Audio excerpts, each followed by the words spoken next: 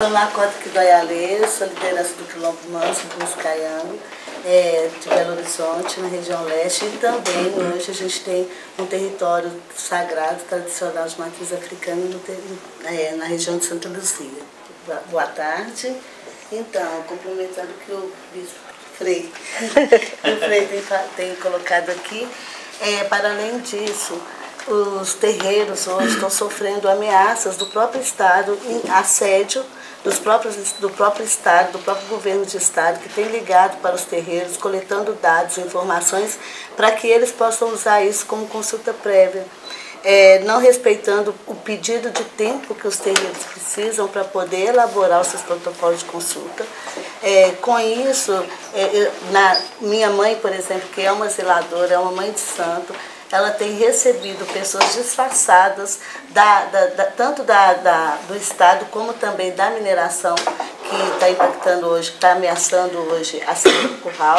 O Manso entrou com uma ação pedindo a suspensão desse licenciamento e pessoas disfarçadas pela Tamisa está indo até a minha mãe para que se faça uma consulta, e quando chega lá no jogo de búzio, ela aborda a questão se minha mãe tem interesse ou não, de fazer um acordo, porque aí ela, enquanto funcionária da empresa, ela pode mediar isso, mas para que a minha mãe, porque ela possa conseguir trazer a mineração para conversar com a minha mãe, a empresa, ela precisa suspender, retirar o processo, o pedido de suspensão da mineração do Ministério Público Federal. Então, assim, são violações como essa que têm acontecido, né? Também, em 2011, o terreiro, ele foi ameaçado pelo município de Belo Horizonte, foi quebrado, foi expulso. Por isso, hoje, a gente está no território de Santa Luzia, e em dois territórios. O Quilombo, hoje, ele tem dois territórios, em Belo Horizonte, em Santa Efigênia, e em Santa Luzia, no bairro Bonança. Mas os dois territórios, tanto um quanto o outro, estão sendo ameaçados por impactos ambientais, sociais e culturais. Em Santa Efigênia, que é em Belo Horizonte, a gente está tendo que enfrentar a ameaça e os assédios da mineração Tamisa. Em Santa Luzia, é esse absurdo do rodanel. E, para além disso, esse rodanel, ele passa por mais de 200, 400 terreiros, e eles não têm nenhum conhecimento sobre nós, eles não respeitam quando a gente coloca as nossas especificidades para eles. Eles sempre estão nos comparando como uma comunidade, uma população cristã, e o nosso modo de vida, o nosso modo de nos relacionar, o nosso modo de socializar, ele vem de um outro lugar e de uma outra configuração, que não é nessa lógica de apropriar território. Então, eles querem sempre que nós colocamos para eles até onde vai o nosso território, ou quais são os pontos dentro da mata que nós utilizamos. E aí, quando nós colocamos para eles que não tem um ponto exato, que é toda a mata, eles pedem e falam que não, porque a gente precisa demarcar um ponto para que eles possam proteger esse lugar, porque vão cercar toda a mata. Então, assim, são várias questões que nós estamos passando, que os terreiros, não é só o Quilombo Manso, mas que os terreiros, as religiões de matriz africana de Belo Horizonte e Santa Luzia, acho que em Minas Gerais como um todo, tem sofrido pela essa ignorância, essa estupidez e esse racismo. Para além disso também, a gente tem sempre colocado em nossas pautas os povos indígenas, porque eles sempre colocam para a gente, o Estado sempre coloca para a gente que os indígenas, que em Belo Horizonte não tem aldeia. E aí nós temos que estar sempre defendendo os povos indígenas, colocando eles dentro das nossas pautas, para que o município ou o Estado, eles compreendam que para nós, povos tradicionais, nós não temos território demarcado, território limitado. Nós entendemos que nós somos pertencentes a todo o território. O território não pertence a nós. Somos nós que dependemos e pertencemos a esse território. E por isso nós não entendemos essa lógica de demarcar ou de marcar ou cercar território, para que a gente possa estar sendo limitado de professar a nossa religião, de utilizar, manter a nossa cultura, manifestar a nossa fé. Então eu acho assim, que essa lógica do Estado, senhor ministro, precisa ser barrada, parada, quando se trata de povos tradicionais. Eles precisam compreender que nós já estávamos aqui antes mesmo desse Estado se constituir e precisam respeitar a nossa história. Então, vou me apresentar. Eu sou Adriana Souza, eu sou professora de História da Rede Municipal de BH, diretora do Sindicato dos Trabalhadores em Educação lá, e estou aqui também representando o SOS Vargem das Flores, que é uma organização socioambiental que faz a defesa da represa de Vargem das Flores, que fica na cidade de Contagem e Belo Horizonte.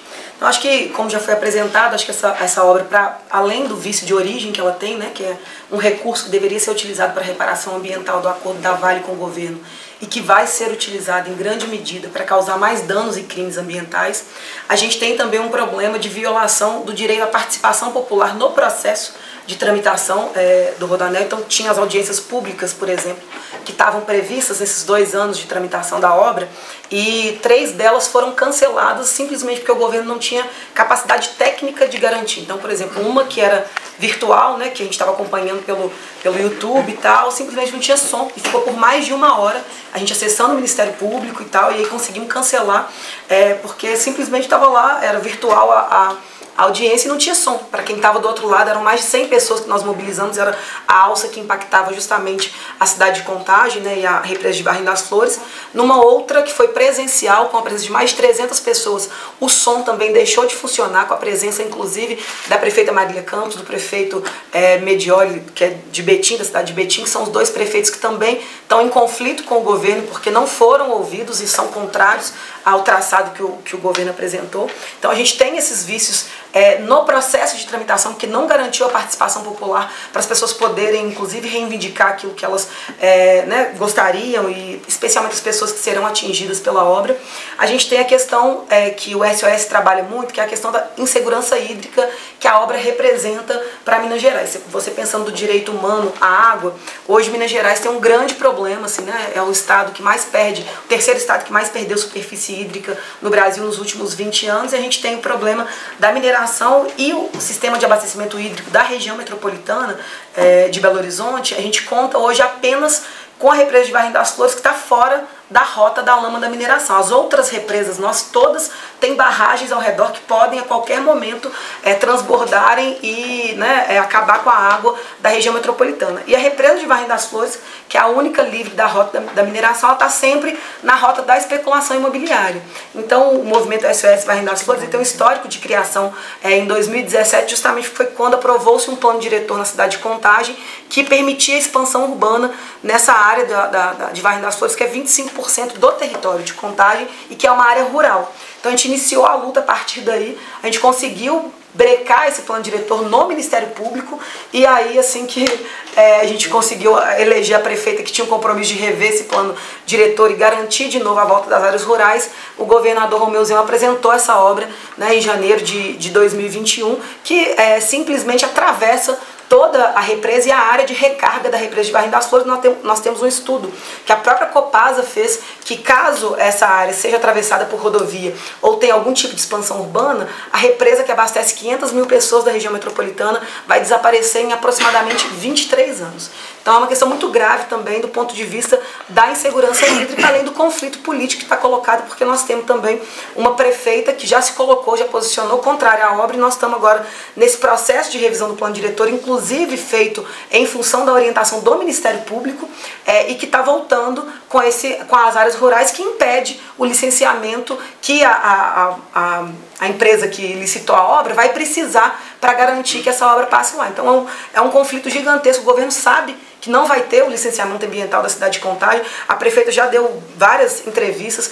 Eu sou delegada da Conferência de Política Urbana e não tem a mínima possibilidade, dentro da legislação urbana que foi construída nesse plano diretor, de passar essa rodovia na cidade. Então, de fato, é uma rodovia que viola uma série de direitos, né, das pessoas, e que o governo simplesmente decidiu fazer uma negociata, fazer o leilão, independente de tudo isso que está sendo colocado, e tem levado à frente, né, essa obra. É isso. Obrigado, Adriana. Glauco. Eu sou Glauco, sou do movimento Salve Santa Luzia, da cidade de Santa Luzia, e componho desde o início, né, esse movimento metropolitano contra o Rodoanel.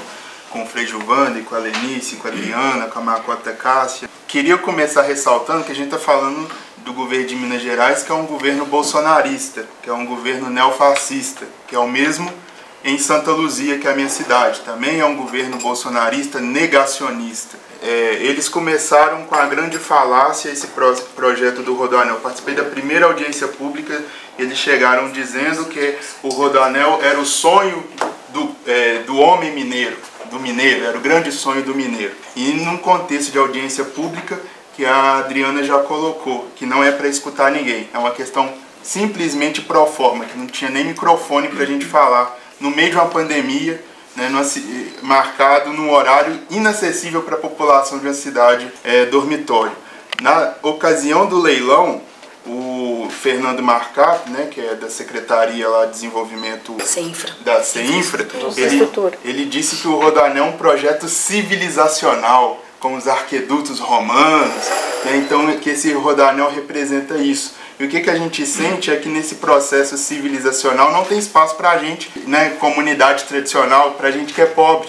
Ou seja, a civilização deles, homens, brancos, capitalistas, ricos. E eu fiquei muito feliz quando o senhor assumiu a pasta e falou que a gente importa, que a gente existe. Porque até então a gente não importava e a gente não existia nesse contexto desse Brasil bolsonarista. Então é isso que a gente vive lá. Em várias oportunidades a gente chegou nas audiências públicas e falou: olha, vocês estão sendo negacionistas, vocês estão falando que vai melhorar a questão do meio ambiente, mas é uma obra que justamente ela gera um impacto local que contribui para a crise climática mundial. Vocês falam que não vai impactar em nada a nossa vida. Vocês não fizeram uma pesquisa para saber quantas comunidades tradicionais que tem na região metropolitana. A gente viu lá mais de 200 terreiros, mais de 40 povos tradicionais. E em Santa Luzia, a nossa comunidade quilombola, certificada, no caso Pinhões, está lá há 300 anos.